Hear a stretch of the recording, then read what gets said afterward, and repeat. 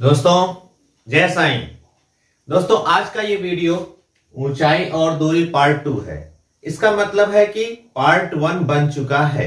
उस पार्ट 1 में मैंने आपको बहुत छोटे छोटे एग्जाम्पल बताए हैं, 2-3-4 क्वेश्चन करवाए हैं, बहुत ही इंपॉर्टेंट क्वेश्चन कराए हैं ताकि आप हाइट और डिस्टेंस के बारे में कुछ समझ सकें। अगर मैं कहूं कि कोई बिल्डिंग है और बिल्डिंग की ऊंचाई को बताना है आपको और केवल परछाई को देखकर बताना है, तो क्या बता लेंगे?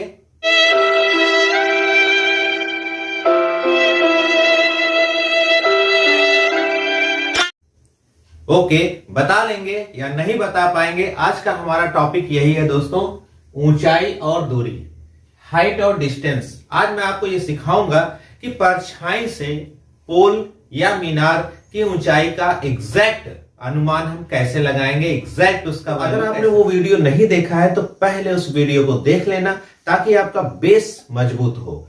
आज के वीडियो में हम लोग उसी को रिलेटेड करेंगे लेकिन डबल एंगल करेंगे। डबल एंगल कैसे होता है, एक एग्जांपल आपके पास मैंने लिया हुआ है। दोस्तों एक क्वेश्चन लिखा हुआ है कि एक 60 मीटर ऊंचे भवन के शीर्ष से देखने पर एक मीनार के शीर्ष और आधार के अवनमन कोण 30 अंश और 60 अंश है। मीनार की ऊंचाई बताओ। क्वेश्चन को पढ़ने के बाद आप ये समझ गए होंगे कि ये क्वेश्चन कहीं ना कहीं आपके हाई स्कूल से रिलेटेड है और वनडे एग्जाम में भी ये बहुत पूछा जाता है। तो दोस्तों अगर इस टाइप के क्वेश्चन आपको नहीं आते हैं तो आपको ये वीडियो जरूर से जरूर देखना चाहिए। तो ओके दोस्तों, मैं हूं विजय राय और आप सबका स्वागत है आपके अपने YouTube चैनल सत्य साईं क्लासेस पर।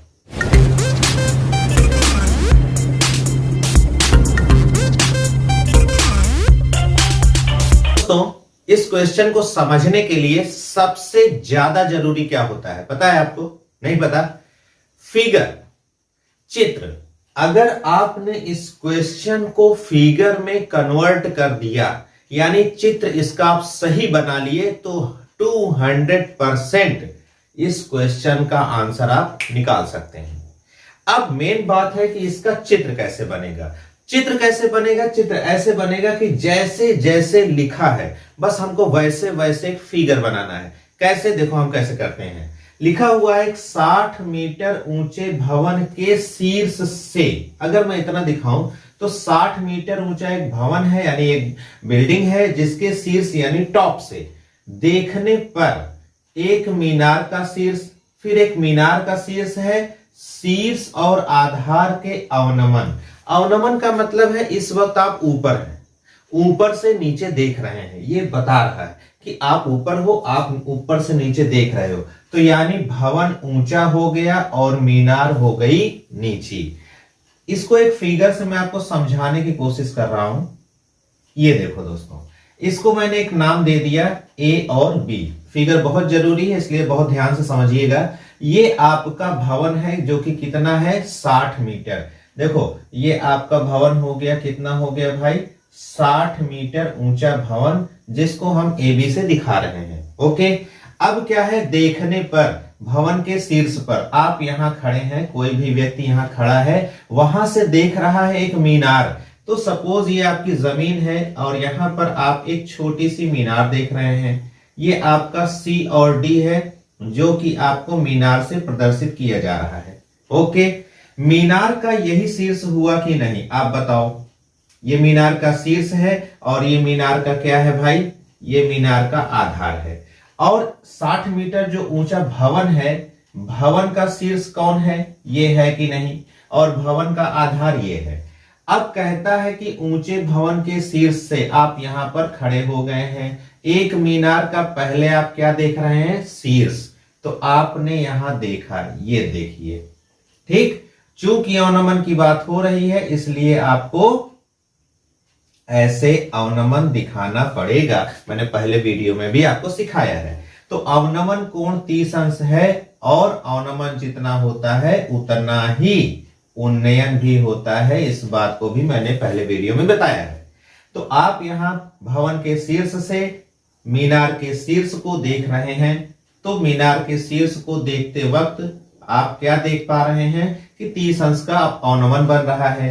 फिर आपने आधार को भी देख लिया, यहीं से खड़े खड़े आपने क्या देख लिया? ये देखो आधार देख लिया। ओके, आधार को देख लिया तो अवनमन कितना बनता है 60। अब यहां ना लिखकर मैं यहां रख देता हूं, क्योंकि हम सबको पता है कि उन्नयन बराबर अवनमन, अवनमन बराबर उन्नयन। तो यहां पर ये फिगर बन गया। अब देखो ये बताता है ए बी भवन है 60 मीटर, मीनार है पता नहीं कितना, क्योंकि मीनार की ऊंचाई बताना है, हमने मान लिया h। हमने क्या मान लिया h। अब देखो जितना सी डी है उतना ही आपका क्या है ये h हो गया भाई, ये हो गया इतना। अब 60 मीटर में से आपने इसको जब काट के निकाल दिया तो कितना बचना चाहिए? बिल्कुल सही, 60 माइनस h बचना चाहिए। दोस्तों ये इसका फिगर हुआ। अब फिगर तो हो गया, अब हम इसको कैसे सॉल्व करेंगे? तो बहुत अच्छे से आप देखिए कि यहां पर दो दो ट्रायंगल बनेंगे। एक ट्रायंगल बनता है, एक त्रिभुज बनता है ए बी और डी। तो ए बी डी में मैं आपको दिखाता हूं। तो त्रिभुज इधर से चलो सब शुरू करते हैं। त्रिभुज ए बी डी में आप त्रिभुज ए बी डी में जब देखेंगे तो आपको दिख रहा है कि हम tan लगाएंगे। क्यों लगाएंगे? क्योंकि लंब और आधार की बात हो रही है। मैं यहां पर लिख देता हूं कि x मीटर ये हमारी दूरी है। भवन और मीनार के बीच की दूरी कितनी है? x metre. और ABD में अगर मैंने tan का यूज किया, tan थीटा बराबर क्या होता है? लंब बटे आधार। लंब क्या है? AB। दिख रहा है ना आपको? AB। और आधार कितना है? B और D। बहुत ध्यान से समझिए, बहुत इंपॉर्टेंट क्वेश्चन है ये। तो थीटा पर अब हमको लगाना है 60। ये देखो tan हो गया 60 और AB पर पूरा का पूरा लगाना है 60। ये देखो 60 और ये हो गया क्या हमारा x। आपको पता है कि इस पर होता है करणी 3/a, सही है। और ये हो जाएगा 60 बटे क्या हो जाना चाहिए? x। अब क्रॉस मल्टीप्लाई जब हम कर देंगे तो हो जाएगा x करणी 3 बराबर हो जाएगा 60, यानी x की वैल्यू हमको मिलनी चाहिए 60 बटे करणी 3। ये हमारा इक्वेशन नंबर 1 बन गया। ओके, इक्वेशन नंबर 1 हमको बताता है कि x की वैल्यू कितनी हो गई? 60 बटे करणी 3। 60 से हमने मान निकाल लिया है, अब हम मान निकालेंगे अपना 30 से। आपको ये पता हो गया कि जितना ये x है उतना ही ये भी होना चाहिए। तो अब मैं चलता हूं 30 पर। तो देखो tan 30 यानी 30 के लिए मैं थीटा लगाऊंगा तो कौन है? AE। लंब कितना बनेगा? AE। और आधार कितना बनेगा? E और C। क्लियर है? EC। थीटा पर मैं यूज करने वाला हूं कौन? 30। ये देखो दोस्तों। और अब आप देखिए यहां के लिए जो लंब है वो है 60 माइनस h। 60 minus h। और आधार अभी भी हमारा क्या है? x। ओके, अगर हम इसको यूज करेंगे तो 1 बटे करणी 3 यहां पर मान बनता है और यहां बनता है 60 माइनस h बटे x। अगर हम क्रॉस मल्टीप्लाई देते हैं, तो आप ये देखिए कि x की वैल्यू करणी 3 यहां जाके सेट हो गया भाई। देखो करणी 3 और इसको ब्रैकेट में ऐसे हम लोग यूज कर लेंगे। अब जरा ध्यान से देखो, x समीकरण 1 x हमको बता रहा था कि 60 बटे करणी 3 होता है। तो इसकी जगह पर x की जगह पर हम समीकरण 1 से ले लेंगे 60 बटे करणी 3 और ये वैल्यू आपकी हम वैसे ही रख देते हैं और बटा 1 कर लेते हैं ताकि हम क्रॉस मल्टीप्लाई कर सकें। क्रॉस मल्टीप्लाई बता रहा है कि करणी से करणी का गुणा होगा तो करणी कट जाएगा। करणी कटने के बाद आपका मान बनता है कितना? ये हो गया 3 और बन गया 60 माइनस h। अब धीरे धीरे आपको समझ में आने लगा। 3 को मैं इसको दे दूंगा तो ये बन जाएगा बटा। देखो 60 बटे 3 बराबर 60 माइनस h। ओके, ये हो गया 20। कटने के बाद क्या हो गया? 20 हो गया ना। 20 बराबर 60 माइनस h। इस माइनस को मैं अपने साथ में ले आऊंगा अपने साइड में, तो ये हो जाएगा और इसको मैं उधर दे दूंगा तो ये ऐसे बनेगा। और अब देखो आपकी h की वैल्यू कितनी बनने वाली है, 40। ये देखो दोस्तों, 60 में से 20 घटेगा तो हो जाएगा 40, यानी h बराबर 40। तो हमसे मांग रहा था कि मीनार की ऊंचाई बताइए। मीनार की ऊंचाई h, मतलब मीनार की ऊंचाई आ गई 40 मीटर। थोड़ा सा भी अगर डाउट रहेगा तो हम लोग दूसरे क्वेश्चन में इसको पूरा कर लेंगे। फटाक से चलो देखते हैं दूसरा सवाल। दोस्तों, ये आज का हमारा जो क्वेश्चन है नंबर 2, ये आपके हाई स्कूल पेपर में बहुत ज्यादा बार रिपीट किया गया है, मैंने वहां से लिया हुआ है। देखो लिखा हुआ है, समुद्र तल से 75 मीटर ऊंची लाइट हाउस, ऊंची यानी बिल्डिंग हमें पता है, के शिखर से देखने पर, फिर आप कहां पहुंच गए हैं, शिखर पर पहुंच गए हैं। देखने पर 2 समुद्री जहाज के अवनमन, यानी फिर से आप टॉप पोजीशन पर हैं। 2 जहाज आप देख रहे हैं समुद्र में, 30 अंश और 45 अंश पर है। यदि लाइट हाउस के एक ही ओर हो जहाज, जहाज एक ही साइड में है दोस्तों, इसका फिगर मैं बनाने चल रहा हूं, मैं आपको दिखाता हूं। 75 मीटर ऊंची लाइट हाउस है, ये देखो, ये 75 मीटर ऊंची लाइट हाउस है, ए और बी, और एक ही ओर है, यहां पर लिखा है एक ही ओर। ये सवाल कभी कभी आता है दोनों ओर, तो दोनों ओर में आपको करना है, एक जहाज इधर करना है, एक जहाज इधर करना है। अगर यहां लिखा है एक ही ओर तो आप किसी एक ही साइड में आएंगे, इस बात का बहुत ध्यान रखिएगा। तो देखो मैंने कहा था कि फिगर बहुत जरूरी होता है। ये आपका क्या हो गया, समुद्री तल हो गया। ये आपका क्या हो गया, ये आपकी है लाइट हाउस। ये क्या हो गया, लाइट हाउस, जो कि इस वक्त कितना है, 75 मीटर आपके सवाल के हिसाब से, ठीक है ना। अब यहां से आप 2 जहाज देखते हैं, एक जहाज मान लो कि यहां है और एक जहाज यहां है, सी और डी आपके जहाज हैं। अब कहता है कि एक 30 और एक 45 है। बड़ी प्रॉब्लम यह है कि मैं इसको 30 मानूं कि इसको 45 मानूं, किसको क्या करूं।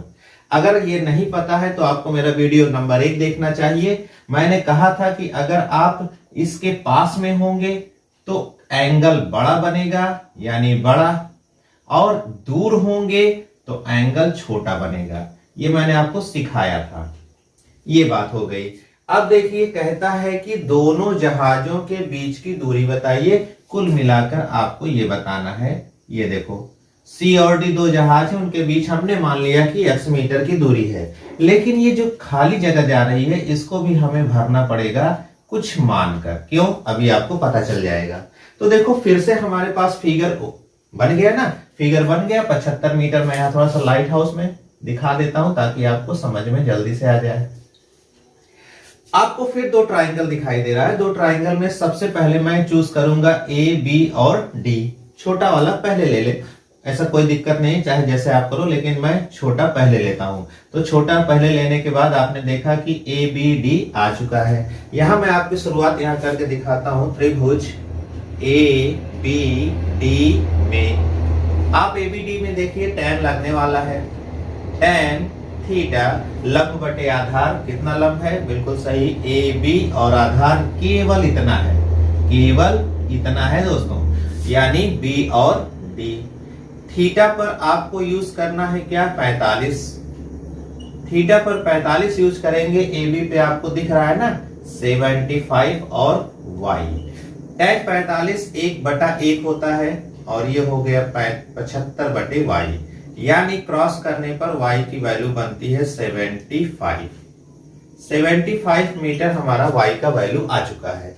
लेकिन हमको तो पहुंचना है यहां पर, दोनों जहाज के बीच की दूरी बतानी है। अब इसके लिए यहां से यहां तक आधार बनेगा, जिसमें कि x + y बनने वाला है। किसके लिए, 30 के लिए। अब देखो यहां पे मैं 30 को करने जा रहा हूं। tan थीटा किसके लिए बता दो आप, ए बी और सी, यानी त्रिभुज ए बी सी में। थोड़ा बताते चलेंगे कहां कहां है। तो फिर से हम थीटा लगाएंगे तो बना क्या, ए बी लंब बटे आधार आपकी हो गया आपका बी से लेकर सी तक, बीसी हो गया। थीटा पर आपकी यूज क्या करेंगे हम लोग यूज करेंगे आपकी बात 30 अंश। ए बी अभी भी 75 बता रहा है, ध्यान से देखते रहना आप, और ये बता रहा है x + y, सही है ना। अगर 30 की बात किया जाए तो 1/3 होता है इसका वैल्यू, और इधर से कोई परिवर्तन नहीं। अगर हम इसको क्रॉस करना चाहते हैं तो बन जाएगा कि x प्लस वाई 75 करनी 3, राइट। देखो यहां पर हमको y की वैल्यू मिली हुई है, यहां से उठा के y की वैल्यू को मैं यहां से यहां रख दूंगा, y बराबर 75 है ना, समीकरण 1 से आप इसको कह सकते हो। तो ये हो गया 75 करनी 3। अब यहां से जो प्लस है इसको मैं इधर ट्रांसफर करने वाला हूं, तो इधर प्लस है तो इधर जाके माइनस बनेगा कि नहीं बनेगा। तो x बराबर हो गया 75 करनी 3 और माइनस 75। आपको पता है कि दोनों जगह 75 है, 75 को आप कॉमन भी कर सकते हो और करनी 3 माइनस 1। आप चाहो तो यहां पर इसको छोड़ सकते हो, आंसर आ चुका है। क्यों? x की वैल्यू है दोनों जहाजों के बीच की दूरी, कहीं कहीं बुक में इतना आंसर दिया हुआ है। अगर आप चाहते हैं इसको और थोड़ा सा आगे बढ़ाना तो आपको √3 की वैल्यू रखनी पड़ेगी। √3 क्या कहता है, देखो और थोड़ा आगे बढ़ा देता हूं, वरना ये आपका आंसर है, बुक में इतना ही आंसर दिया हुआ है, लेकिन मैं इसको और करके दिखाता हूं। ये हो गया 75। अब करनी 3 पे आपको रखना चाहिए 1.73 माइनस 1, तो 75। अब ये दोनों घटने के बाद आपको पता है कि 0.73 बनेगा, और इन दोनों का मल्टीप्लाई जब कर देंगे हम लोग तो ये बन जाएगा 54.75 मीटर। आप चाहो तो यहां तक कर सकते हो, जैसी आपकी इच्छा। दोस्तों ये दोनों सवाल बहुत ही ज्यादा इंपॉर्टेंट है, दोनों सवाल पेपर में कंटिन्यू पूछा जाता रहा है। मैंने पूरा कोशिश किया है कि आपको जल्दी समझ में आए, और समझने के साथ साथ अगर आप प्रैक्टिस करते हैं तो और भी तेज हो जाएंगे। तो दोस्तों आज का ये वीडियो यहीं पे रहेगा, उम्मीद है समझ में आया होगा। लाइक करना जरूर, शेयर कर देना दोस्तों में, क्योंकि सभी लोग हाई स्कूल की तैयारी कर रहे हैं। अगर आप नए हैं तो सब्सक्राइब कर लीजिए, क्योंकि हाई स्कूल से रिलेटेड मैथ के वीडियोस लगातार मेरे आ रहे हैं। तो दोस्तों मैं मिलूंगा अगले वीडियो में, जय हिंद।